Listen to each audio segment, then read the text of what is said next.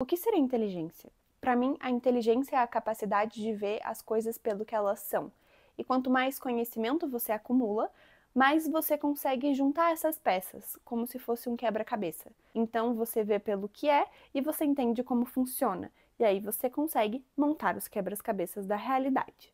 Essas ideias não vão necessariamente te fazer ser o mestre dos quebra-cabeças da vida, mas vão te ajudar a perder menos tempo tentando fazer coisas e indo por caminhos de raciocínio que não são lógicos.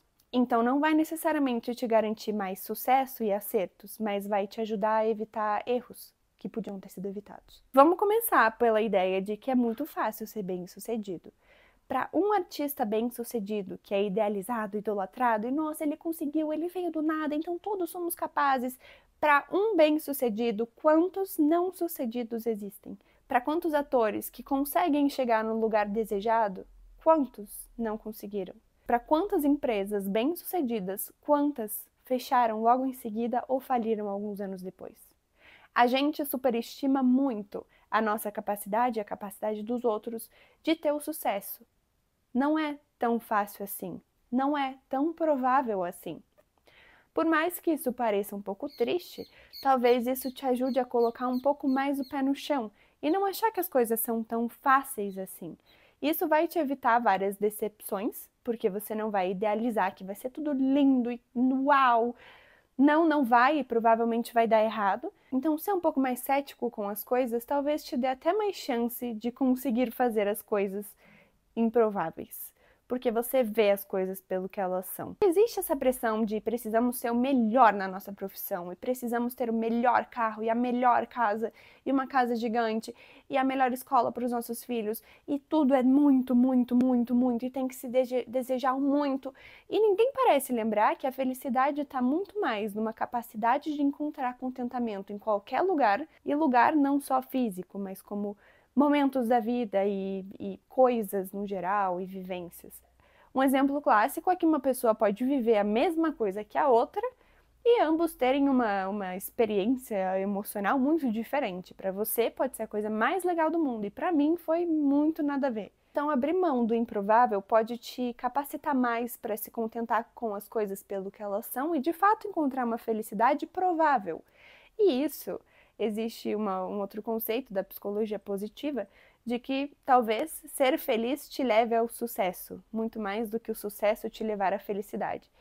O sentimento de otimismo, ele pode ajudar, mas eu acho que existe um meio termo muito difícil de encontrar, que é de ter otimismo diante do provável.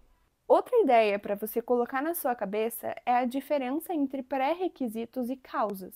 Como é o caso dos nadadores, que a gente pensa naquelas costas alargadas que os nadadores têm e pensa que se a gente fizer natação a gente vai ficar igual, porque a natação causa aquilo. Não, na verdade as costas alargadas é provavelmente um pré-requisito para que se torne um bom nadador depois de praticar. Eu vou dar um exemplo em que provavelmente é ambos ao mesmo tempo, mas um grupo de amigos em que todos têm um hábito muito ruim de, sei lá, falar mal dos outros. Será que esse comportamento é um pré-requisito para se dar bem nesse grupo? Ou será que esse grupo causa esse comportamento em quem entra nessa roda? Provavelmente os dois. Porém, existem coisas na nossa vida, como as costas dos nadadores, em que a gente simplesmente confunde uma coisa que era outra. Outra coisa para você internalizar na sua cabeça é que se 50 milhões de pessoas concordam com uma besteira, isso não faz com que deixe de ser uma besteira. A gente tende a pensar, se muita gente concorda, portanto há de estar certo. Nem sempre. Existe um comportamento muito comum do ser humano de fazer o que os outros estão fazendo. Isso provavelmente vem de um instinto de sobrevivência. Imagina que está num grupo sobrevivendo na floresta, quando a gente ainda era muito mais simples e menos complexo, e de repente o seu colega sai correndo. Você para e tenta entender o que está acontecendo ou você sai correndo junto? Você provavelmente sai correndo junto sem nem entender o que é. Isso é um instinto de sobrevivência. Depois você tenta entender o que aconteceu, mas você não paga com a sua própria vida para descobrir. Um experimento tenta entender esse comportamento e existe um grupo de pessoas que tinha que responder uma coisa besta.